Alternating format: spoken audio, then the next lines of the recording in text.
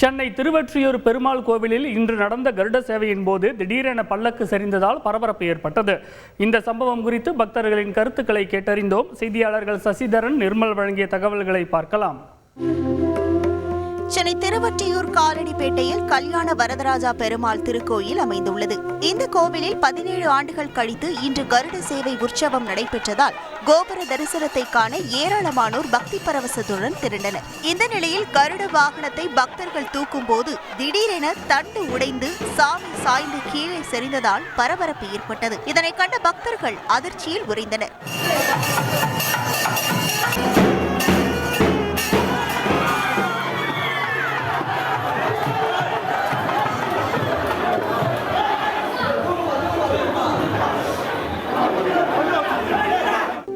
இந்த சம்பவத்தில் கருட வாகனத்தில் இருந்த அர்ச்சகர் ஒருவருக்கு லேசான காயம் ஏற்பட்டது. ஏற்கனவே குடமுழுக்கு நடத்தப்பட்ட சில மாதங்களிலேயே கனமழையால் பெருமாள் தாயார் சன்னதி மேற்கூரையிலிருந்து நீர் வடிந்து கோவிலுக்குள் மழைநீர் ஆறாக ஓடிய நிகழ்வால் பக்தர்கள் கவலையில் இருந்தனர். அதனைத் தொடர்ந்து 17 ஆண்டுகளுக்கு பிறகு நடைபெற்ற கருட சேவை உற்சவத்திலும் தண்டு உடைந்து பெருமாள் சாய்ந்தது பக்தர்களிடையே வருத்தத்தை ஏற்படுத்தியுள்ளது.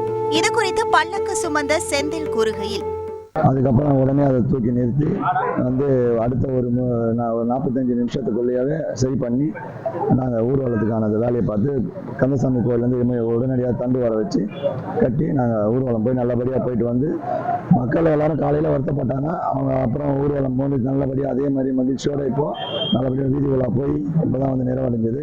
இதனிடையே கோவில் நிர்வாகத்தில் ஏதேனும் முறைகேடுகள் உள்ளதா என விசாரித்து நடவடிக்கை எடுக்க பக்தர்கள் கோரிக்கை விடுத்துள்ளனர். செய்தியாளர் நிர்மல் வழங்கும் கூடுதல் தகவல். இது குறித்து இந்து அறநிலைத்துறை சார்பாக நடவடிக்கைகள் எடுக்கப்படும் என்று கோவில் நிர்வாகம் சார்பாக தெரிவிக்கப்பட்டது. ரஞ்சித்.